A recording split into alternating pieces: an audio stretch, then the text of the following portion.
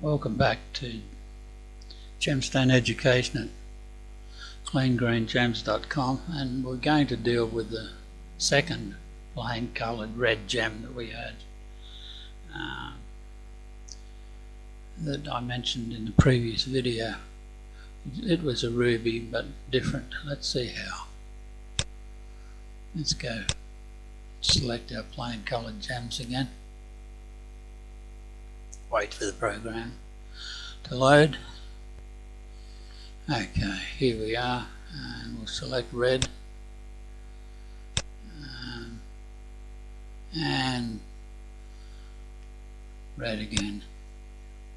This one is a fairly bright red actually. So we've got ruby and spinel here that are only bright red, the others are dull.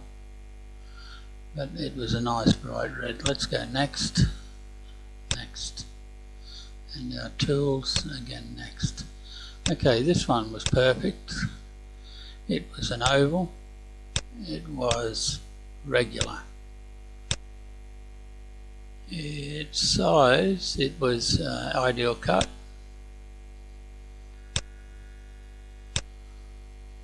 And its size in millimeters was 10, slightly bigger than the last, and by 8. So it's going to be over 2 carats obviously. Now it had no window. It was a loose gem. So can you see through it easily? Very clear, yes. It was almost perfect, this gem. No dents, none. No clouds. No needles, no dark spots. Cannot see any. In fact, this particular gem had some little feathers in it. I'll come to that later.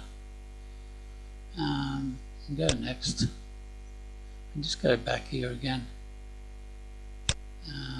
It had some, we could see the feathers. You can see some. Okay, now obviously it wasn't it was single and it wasn't double included.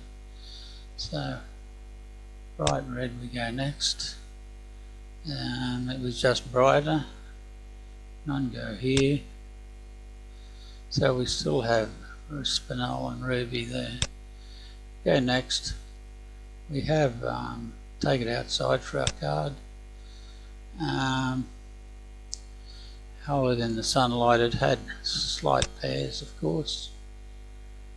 And next, so we say pairs, yes. Next, it's a ruby then, it's not a spinel. So we know that it's a ruby. Next, for colour dispersion, it's pairs. So here it is, medium, yes. Next. Okay, bright red, one colour, oval, regular, ideal, no window, loose gem, very clear pairs. Ruby, okay, let's select our ruby, and we've got a $20,000 ruby, wow, at 3.7 carats. Now, the only thing wrong with this is there were some feathers in it. Apart from that, it was a perfect ruby. Whenever you get a perfect ruby of over 2 carats, you have to be very, very suspicious. And I was of this, of course. And particularly if it had some little imperfections, because feathers can be artificially induced into a manufactured ruby. When I say a manufactured ruby, I mean a ruby that is manufactured by man as some diamonds can be industrially manufactured as well. So rubies, 10% of rubies in the market are manufactured. They're grown, and they've excelled themselves to such an extent that they're able to put certain flaws into the ruby to make the buyer think that it is a natural ruby. This one had superb colour, and let's just go ruby again. Here, ruby, and it says that 10% are artificial. Colours can range from pinkish to purplish, and this corundum, as with sapphires as well, can be man-made. I did buy this one, but certainly more than like $20 at 20,000, because I recognised it for what it was. But I did buy it for the purpose of its colour, and I lay it on my desk when I'm buying rubies because it gives me a good, since it's a perfect colour for ruby, it gives